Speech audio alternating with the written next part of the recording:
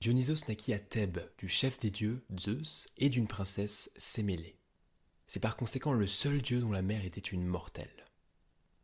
La pauvre Sémélé dut malheureusement subir la jalousie d'Héra, la femme de Zeus, car celui-ci avait en effet juré par le Styx, ce fleuve qui rendait la promesse inviolable, qu'il ferait tout ce que Sémélé lui demanderait.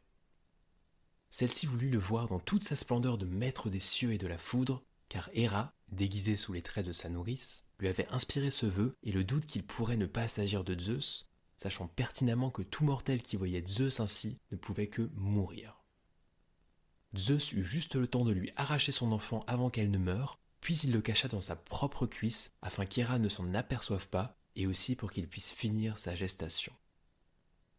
De là vient l'expression se croire sorti de la cuisse de Jupiter, le nom romain de Zeus, qui signifie se prendre pour quelqu'un d'exceptionnel, être imbu de soi-même puisque né de la cuisse du plus grand des dieux.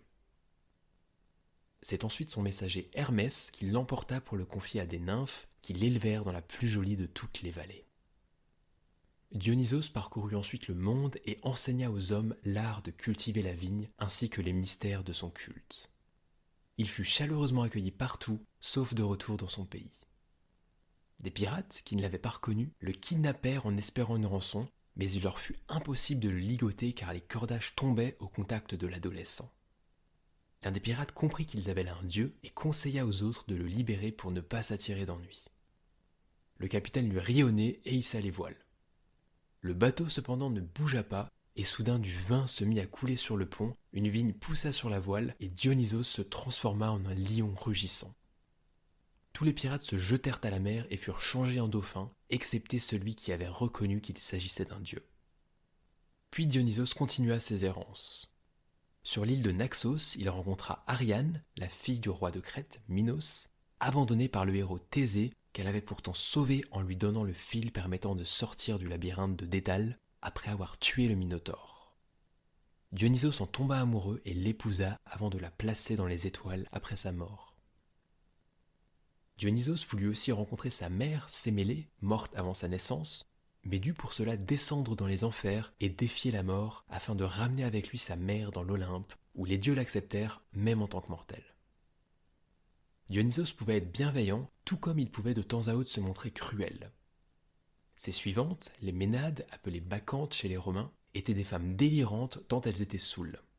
Elles couraient et hurlaient dans les montagnes et les forêts, tenant une baguette surmontée d'une pomme de pin, le thyrse, sans que personne ne puisse les arrêter, tuant et dévorant les animaux qu'elles croisaient sur leur passage.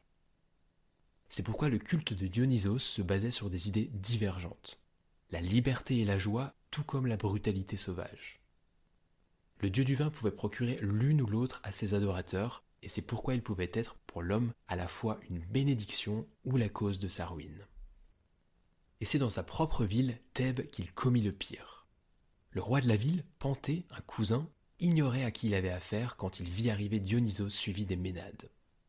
Inquiet, il ordonna qu'on emprisonne tout ce beau monde, quand bien même le vieux devin aveugle Tirésias lui indiqua que le meneur était le fils de Sémélé. Mais Panthée l'ignora car le devin était désormais vêtu comme les Ménades.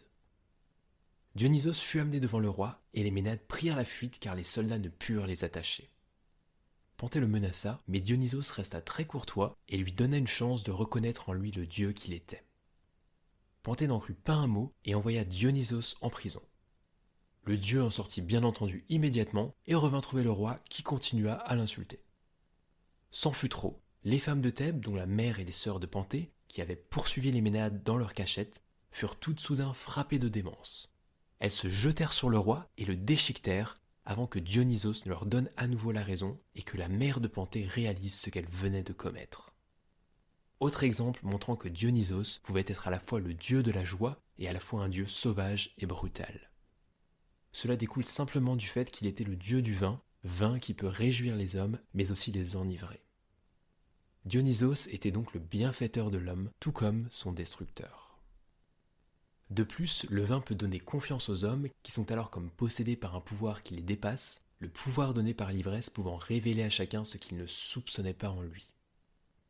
C'est pourquoi arriva le moment où le dieu du vin fut perçu comme le dieu de l'inspiration, ce qui fit de lui un des dieux les plus importants de Grèce. Contrairement au mystère d'Éleusis, célébré en l'honneur de Déméter, la déesse du blé, la fête solennelle en l'honneur de Dionysos s'établit dans la durée, car elle était la plus grande de toute la Grèce et se déroulait pendant 5 jours. La cérémonie consistait en un spectacle en l'honneur de Dionysos, pour lequel furent écrits les meilleurs poèmes grecs. Les poètes, les auteurs, les acteurs et les chanteurs étaient considérés comme les servants du dieu et les représentations étaient donc sacrées. Dionysos devint donc finalement surtout le dieu de l'inspiration sacrée qui pouvait communiquer son esprit aux hommes et cette représentation du dieu l'emporta sur les autres. Les premiers poèmes tragiques furent d'ailleurs écrits pour ces spectacles, même si parfois des comédies étaient jouées. Dionysos était en effet un dieu associé à la tristesse et à la souffrance puisqu'il était associé à la fois à la vigne qui mourait à l'arrivée du froid, ainsi qu'aux actes que les hommes commettaient sous son influence. C'était donc le dieu tragique par excellence. La vigne ressuscitant cependant chaque année, c'est aussi pour cela que ses adorateurs croyaient en la survie des âmes après la mort. Il prit également place sur un trône à côté de Déméter à Éleusis et sa fête dans ce cadre était associée aux vendanges. Avec Déméter, ce furent les deux dieux qui permettaient aux hommes d'expliquer les changements et parfois les caprices de la nature, se rapportant aux deux actes quotidiens indispensables à la vie, manger, du pain, et boire, du vin, avec modération.